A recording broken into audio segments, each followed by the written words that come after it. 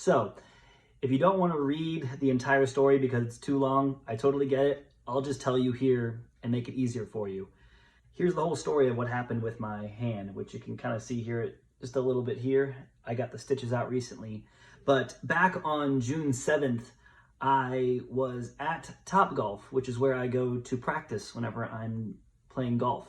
And I use it as my kind of driving range because usually I work during the day and then at night I want to go out and hit balls. So I was there and I get there and I have a very regular thing I do. I get there, I go through this whole process, I stretch, I get ready, work my body out, and I start hitting very, very small shots, just little tiny chips. And then I kind of work my way up to like a half swing, a 3/4 swing, and then start swinging full. And I just started, I only hit about 8 balls. And on my 8th or 9th ball, I was hitting a very small shot, like a half swing with a pitching wedge.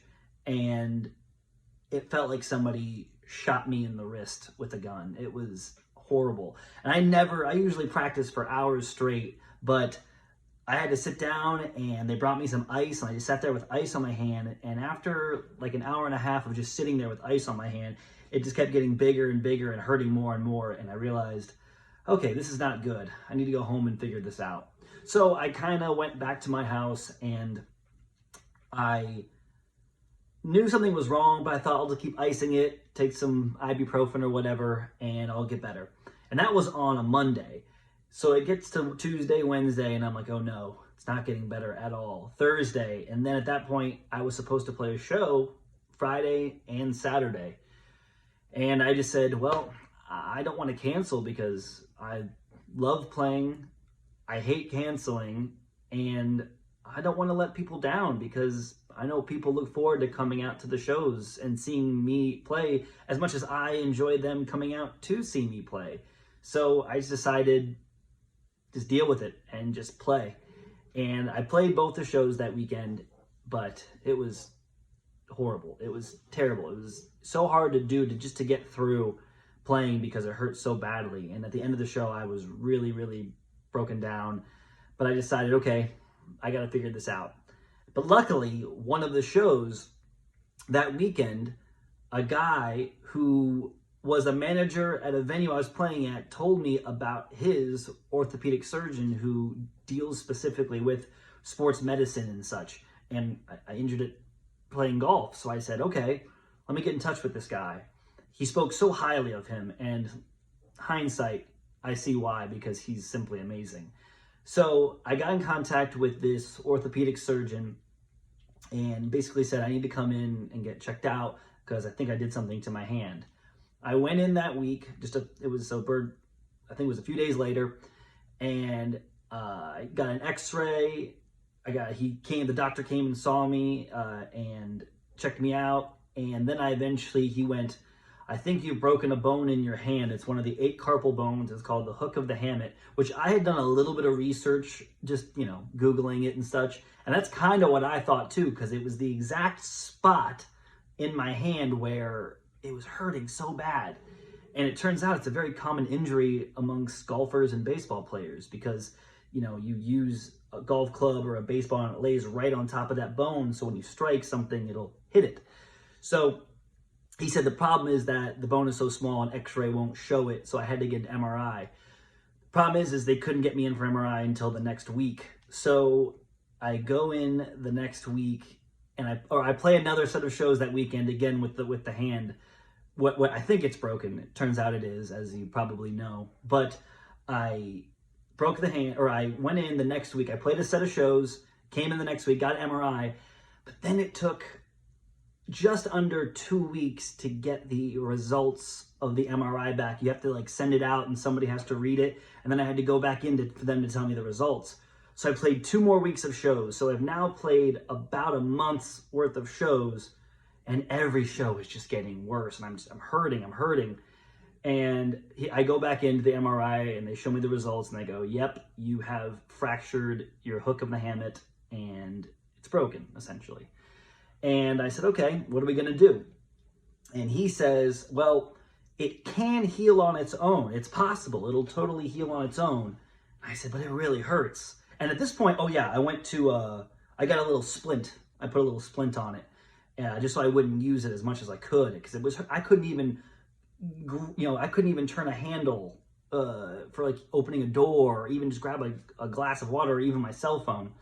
And he goes, it'll heal up on its own, but the bone is so small, it gets such little blood flow that it takes a long time for it to heal. And sometimes it doesn't even guarantee it will heal.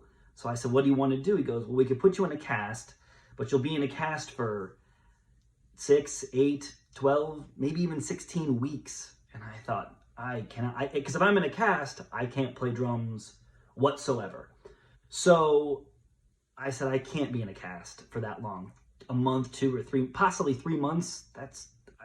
That means I would be unemployed for 3 months, and that would mean my entire team would be unemployed, and I wasn't going to do that to my team. So I just said, okay, what if I just put it in a splint, try to use it as little as humanly possible? And he said, that might work, but just take it as easy as possible. Basically, do not use it as much as you can. Don't use it at all, essentially, is what he told me. Problem with that is I always give it my all at every show I play. So during the week, I'd keep it in a splint. I'd barely use it. I wouldn't do anything. And that even hurt my music production, because all the music, the lights, the video, everything is completely created by me, using keys, guitar, my laptop, computers, and I do it all. And it's hard to do that with one hand. I can't play keys or guitar with one hand, so I couldn't create more music. But I figured I could at least keep the show going until I healed. And I just, every show, I can't turn it down. I gotta play for you guys, because I love playing, and I love doing it the way that I love doing it, which I hope you guys appreciate too.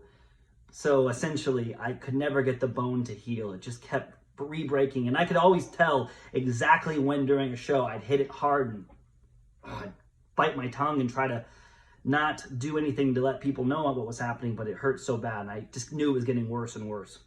So I did that for an additional like 8 weeks. It was like 7.5 weeks.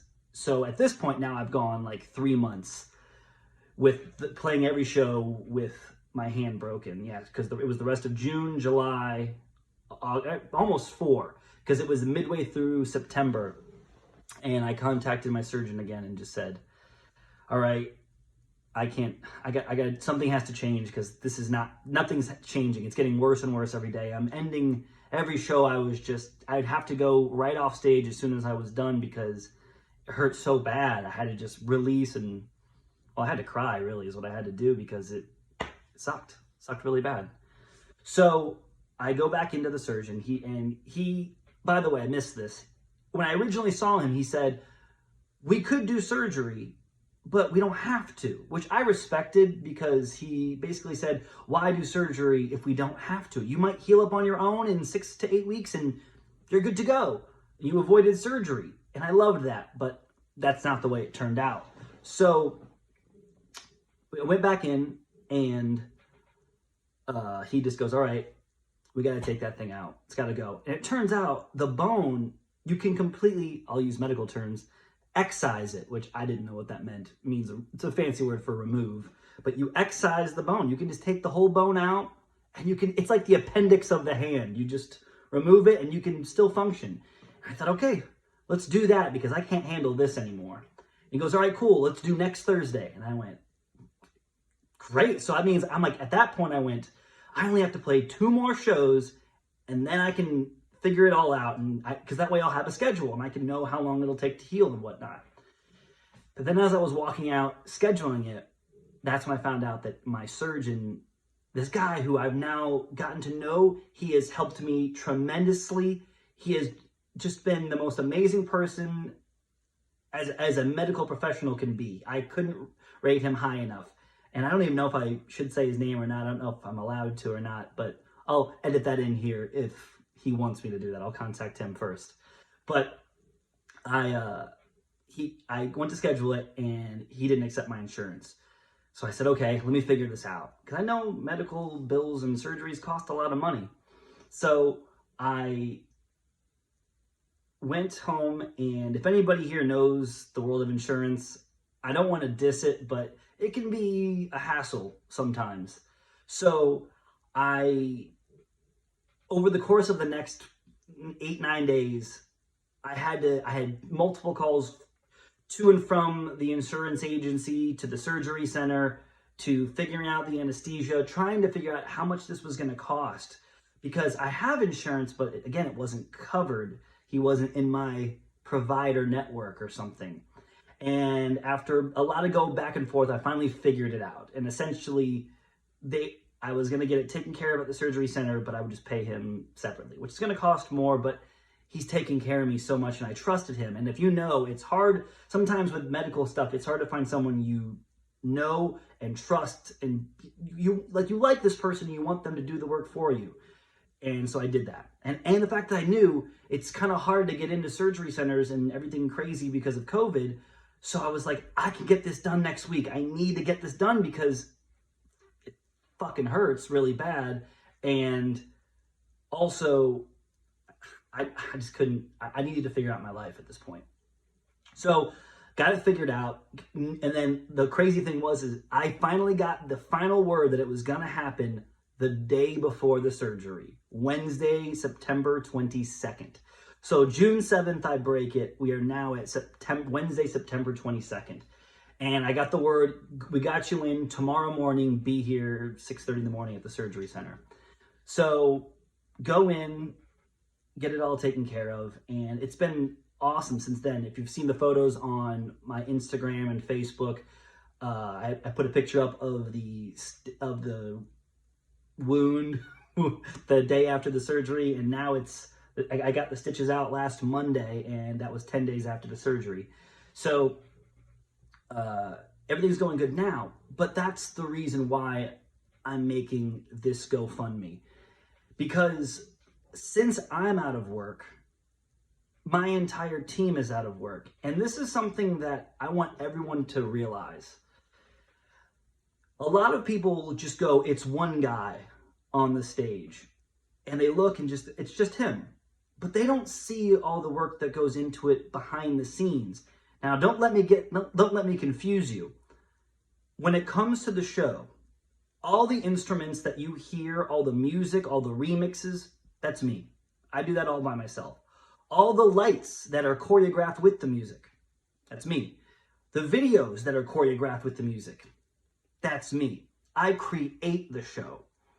But I can't get to a venue by myself and set this whole thing up and run the sound so that it sounds beautiful for all you guys in the audience. I can't do that. And at the end of the show, I can't break everything down all by myself, and getting to the gig and getting back to the gig and booking the gig, making sure the gig gets booked and figuring all that stuff out. That's all the job from the people behind the scenes.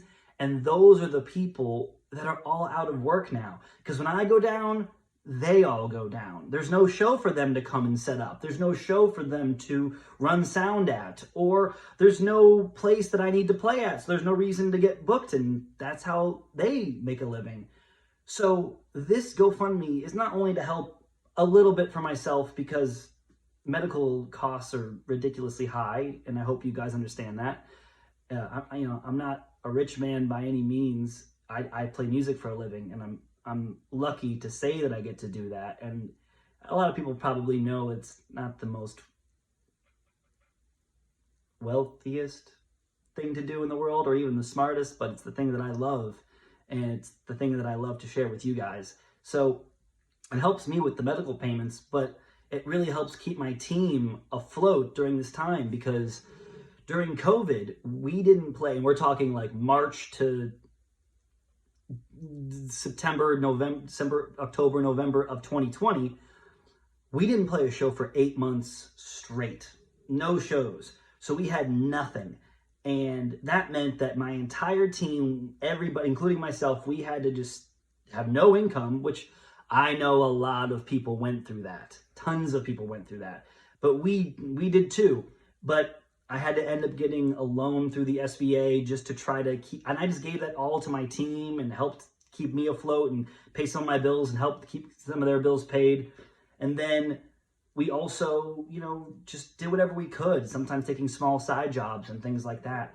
But if there's any way that I can at least use my amazing support and fan base to help keep my people afloat, I will use it. And that's what this is for.